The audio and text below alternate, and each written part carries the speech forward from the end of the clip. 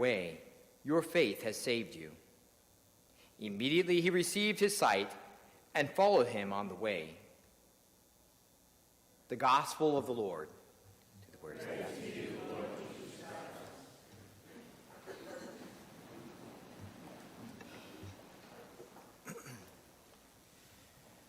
So the year was 1981.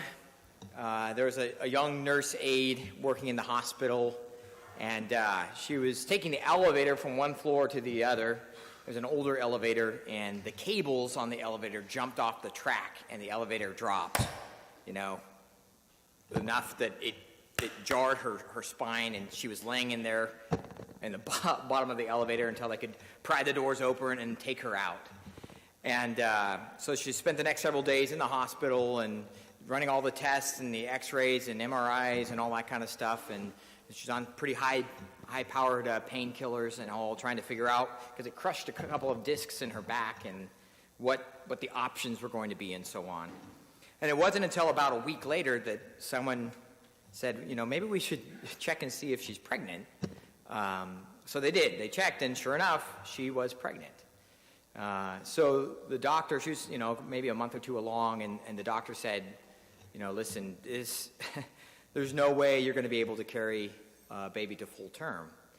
That, that these discs in your back, that you will not be able to have this child. That either, if there's some miracle and the child does survive, does live, you will be you will be paralyzed. You will never be able to walk again, or you'll die in childbirth. Or this child, with all the drugs and the x-rays and all that stuff, at this stage of development, it's going to have some mental health disabilities, and it just, if the child survives itself. So my medical professional opinion is that you need to have an abortion. And this young woman, consulting with her husband, told the doctor, we're not interested in doing that. I will not abort my child.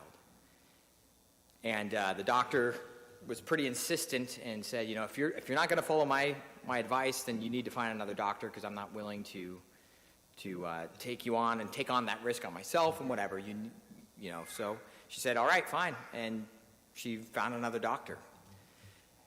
And she went on to have that child and named her Sarah, and that child was safe, nothing abnormal, and the mom went on to have 8 more kids after that, and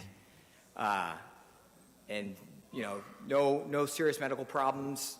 She never was paralyzed. She's fine and healthy, and I call that woman Mother. And I am one of those 8 children that she went on to have. So.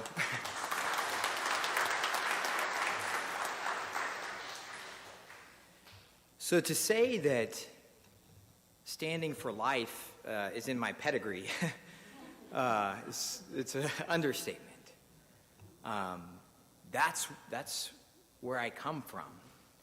That my mom, she's tough as nails. Oh my gosh, I tell you what, to have 10 kids, oof, she instilled that in us. And this is a topic that is very near and dear to my heart. It's something that is very close and very important to me personally, to our family. But I think there's a reason why the church has been so outspoken on this particular topic. We don't back down, and we don't apologize for the position that we hold. We believe and teach firmly, and for the last 2,000 years, without wavering, without question, without any variance, that life is sacred, and that life begins at conception. And up until the moment that a person draws their last breath, they are a human person, and they deserve to be respected and protected and valued with human dignity. So here we are in Kansas in the 21st century, 2021, and I don't know if you're familiar, but 2 years ago, the Kansas State Supreme Court struck down any kind of abortion restrictions and has found that abortion is a constitutional right in the state of Kansas. And from that, since that ruling, it has erased any kind of restriction whatsoever in the state of Kansas on abortion, meaning all the way up to the day of birth, to the 9 months, all the way to the day of delivery, the moment of delivery, that child is not safe and could be aborted, regardless of whether or not they feel pain, regardless of whether or not that child is viable, regardless of whatever. In the state of Kansas, a 15-year-old child can go in and have an abortion without the parent's knowledge, and have an abortion, and could be brought there by an adult boyfriend, again, without the parent's knowledge. That same kid would need parents for the permission for the school nurse to give her an aspirin, but she can go have an abortion because there's a constitutional right to it. So, right now, there is a constitutional amendment being passed, and it's being put up to vote in August of next year in the primary election of 2022. And it's kind of, August is not the big poll doesn't usually tend to draw a lot of voters, but the Value Them Both amendment will be passed or fail next August at the primary elections. And so the bishops of the Diocese of Wichita and all the dioceses of Kansas, all 4 of them, have asked their priests on this weekend to preach on and to talk about the Value Them Both amendment and the importance of getting the word out now that this is coming up, and it is crucial that we be able to pass this amendment.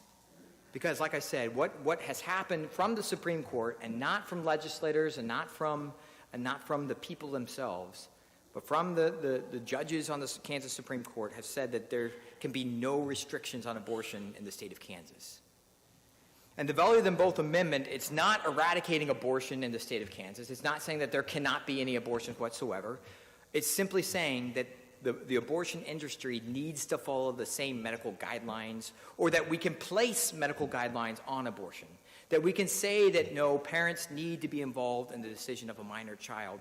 That we can place these other restrictions on abortion that can be brought through Congress, brought through the state Senate, voted on by the people.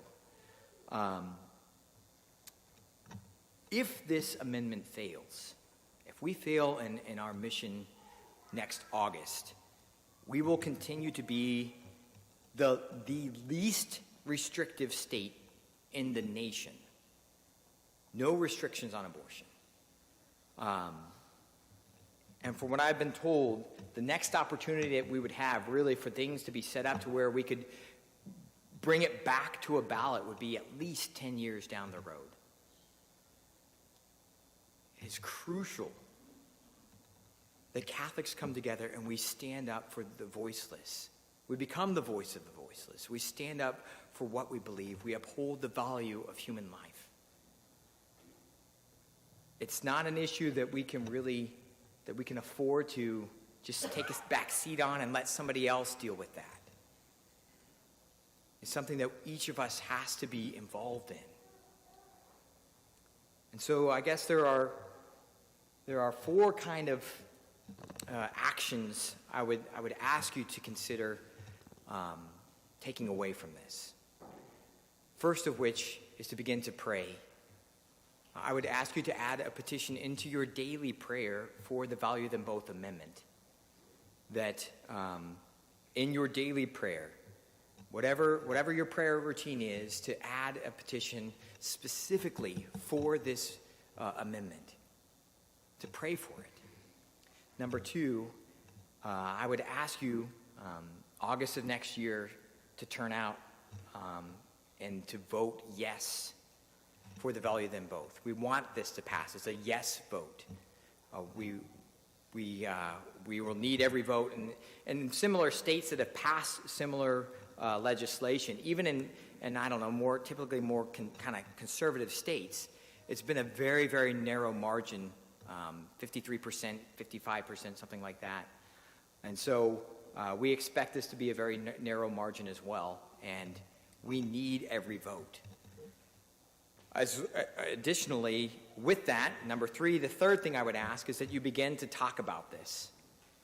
It's uncomfortable, and the topic of abortion can really bring up a lot of hard feelings, and there are a few things that are more controversial, I think, than this topic.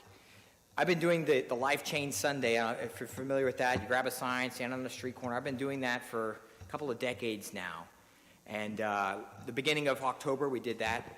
And I had about 100 or 150 of my kids, my high school kids from Cape and Mount Carmel, come out, and we were out there. Huge turnout. I was very, very proud of them.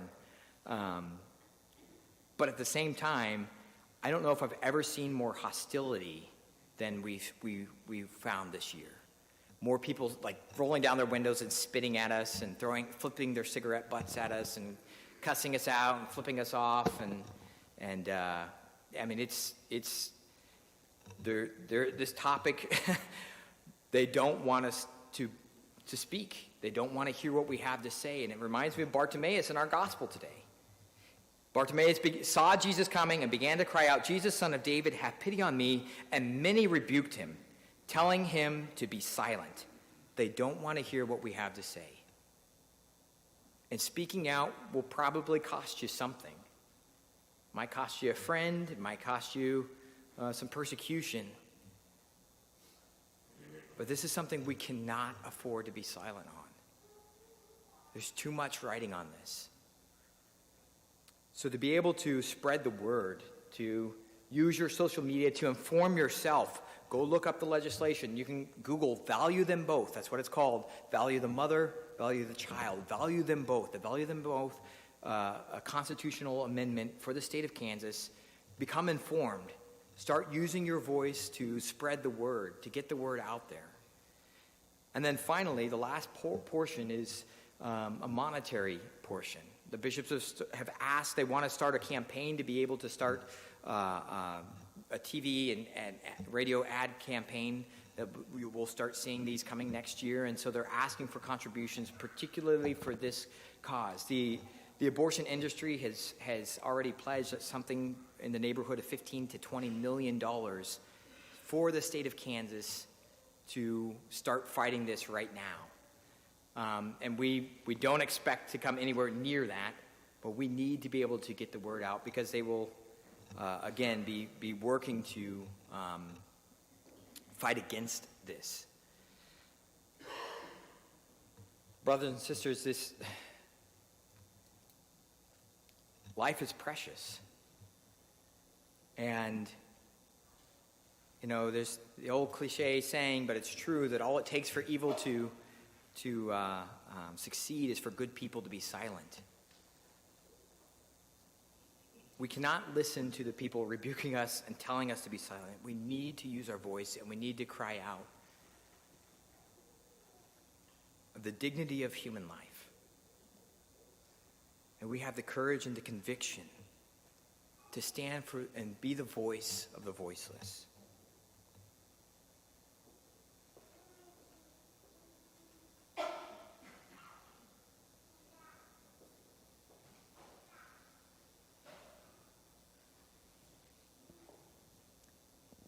Let us stand and profess our faith. I believe